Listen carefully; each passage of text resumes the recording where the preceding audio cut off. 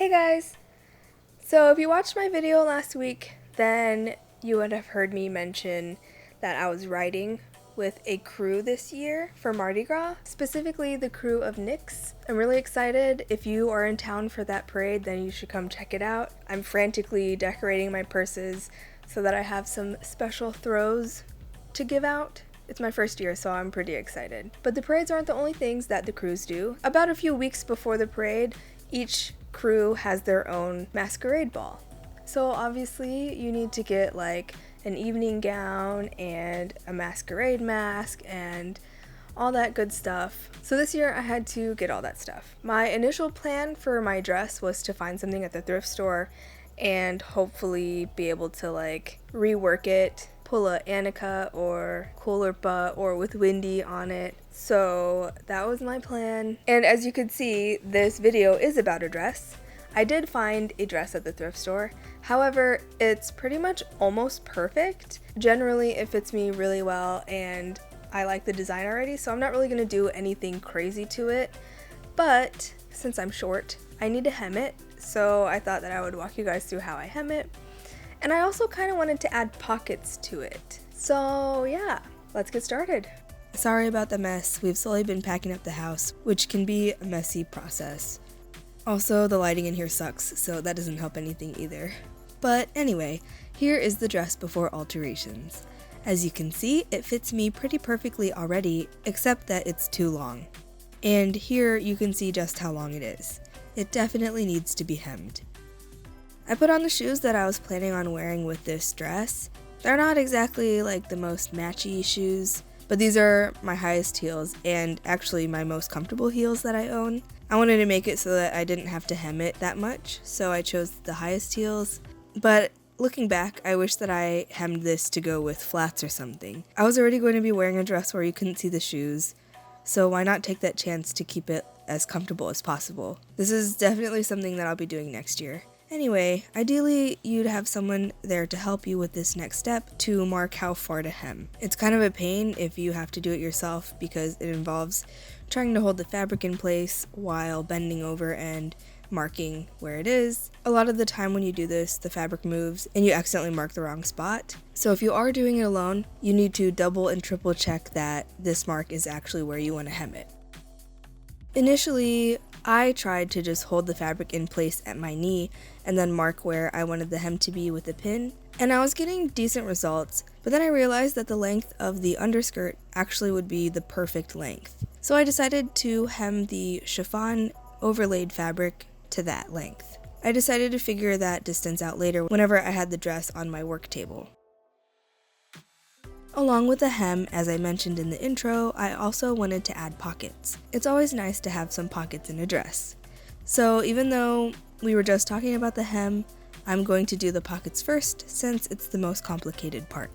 So here it goes. I took some fabric that matched the dress color-wise, folded it over onto itself and drew a pocket-like design, making sure it would be big enough to hold my gigantic phone. The shape is basically a U, but at a slight angle.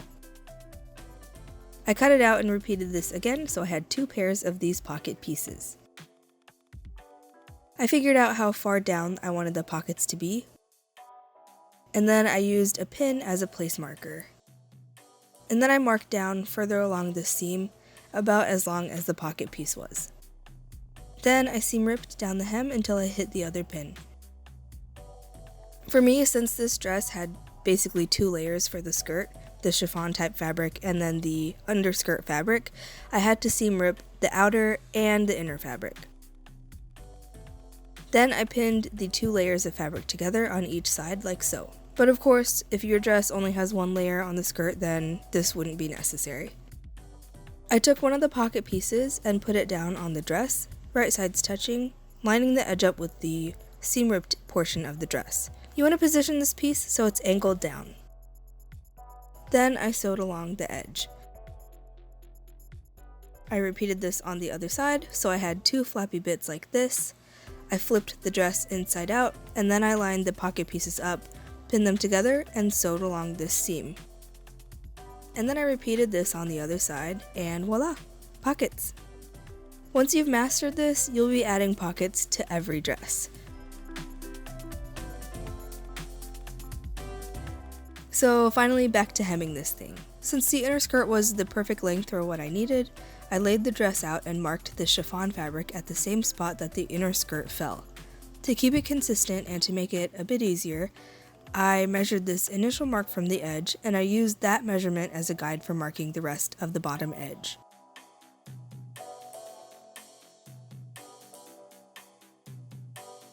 From there, I cut along the pins about 1/4 of an inch away to give enough fabric to do a rolled hem. I thought that I had a rolled hem presser foot, but it turns out that I didn't, so I just did it by hand. To do so, I just folded the fabric in about 1/8 to 1/4 of an inch and then folded it over again and pinned it in place.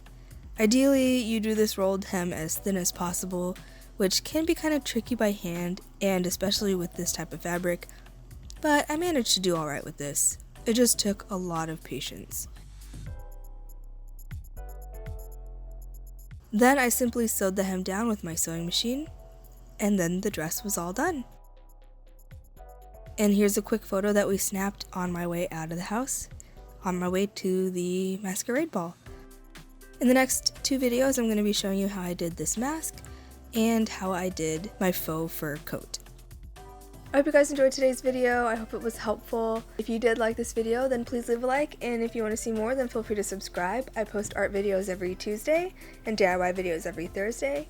Thank you to my patrons for helping me produce this video. If you are interested in becoming a patron, I'll leave a link to mine right up here, and you can go check it out. If you have any questions or suggestions for future videos, please leave a comment down below, and I'll see you next week.